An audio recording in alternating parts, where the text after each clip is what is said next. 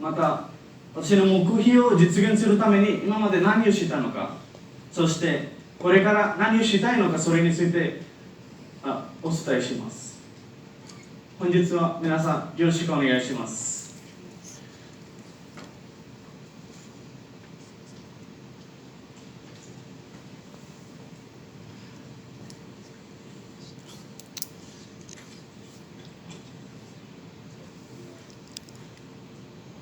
じゃあ皆さん今から英語で発表を始めます。すみません。Sorry for the delay of my clicker. So, 5th February 2016.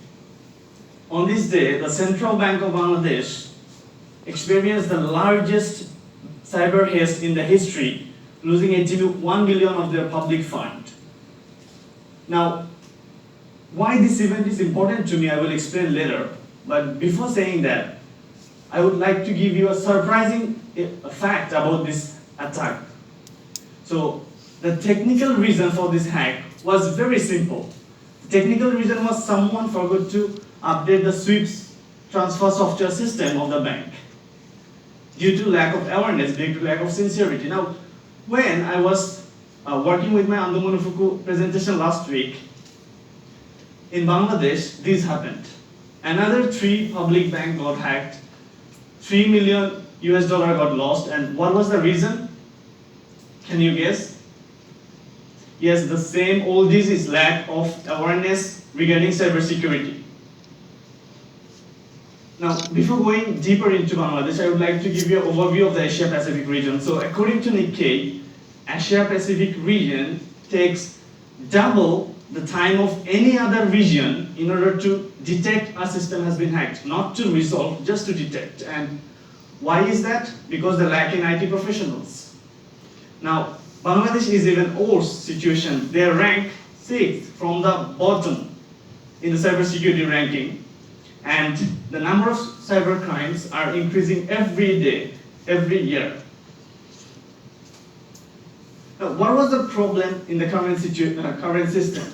The same question when asked to 1,400 business professionals in Bangladesh, they answered lack of awareness and lack of governmental initiative as the primary reason of the current problem.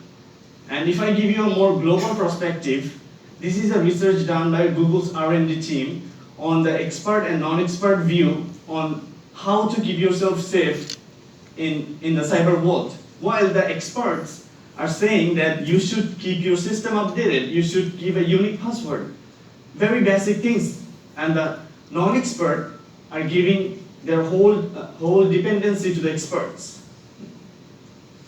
Now, how I want to contribute now, if a country's central bank can be hacked so easily, then any other system in that bank, in that country, can also be easily hacked. Now, that was the moment when I realized that I want to work with this problem. So it really touched me because this is an event that affected everyone in the country.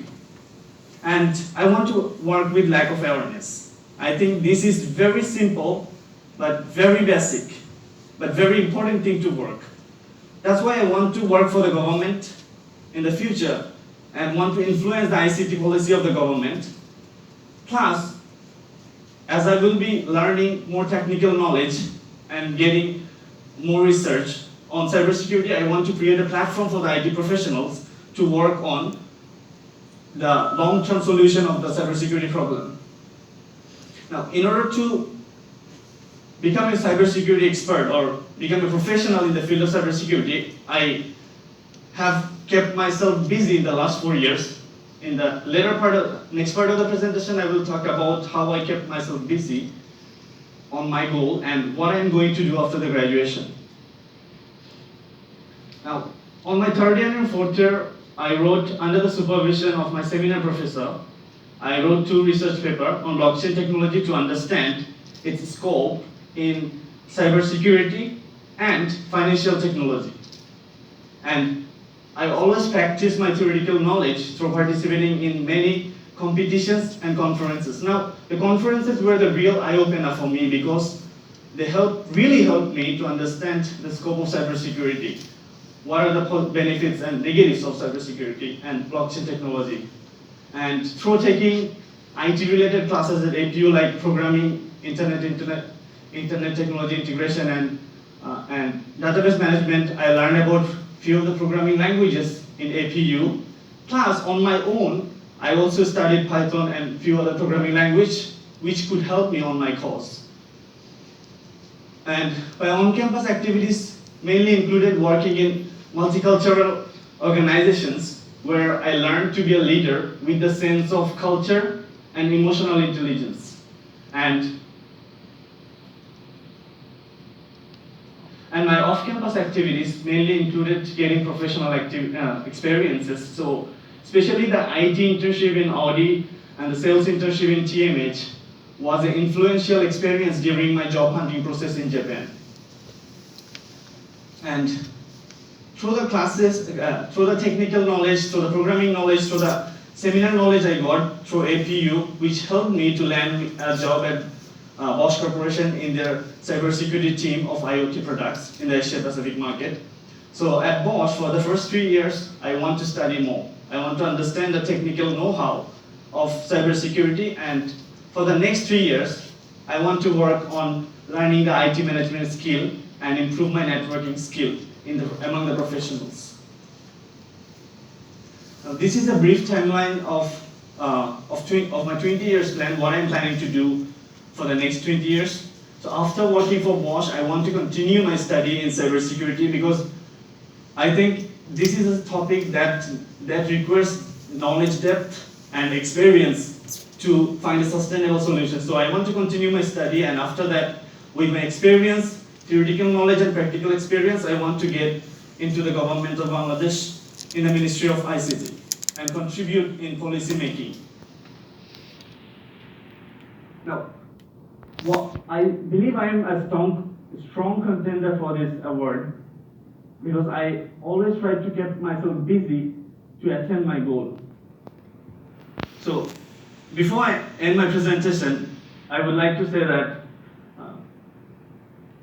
after the post-World War II, when Japan was in a vulnerable situation fighting against hunger and food, Mr. Ando Momofuku tried to find a sustainable solution for that problem.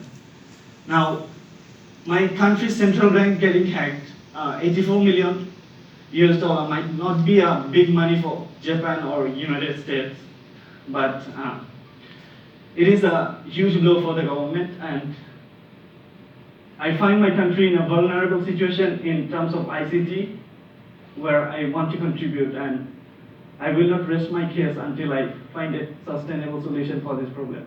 Thank you for listening. These are the references I used.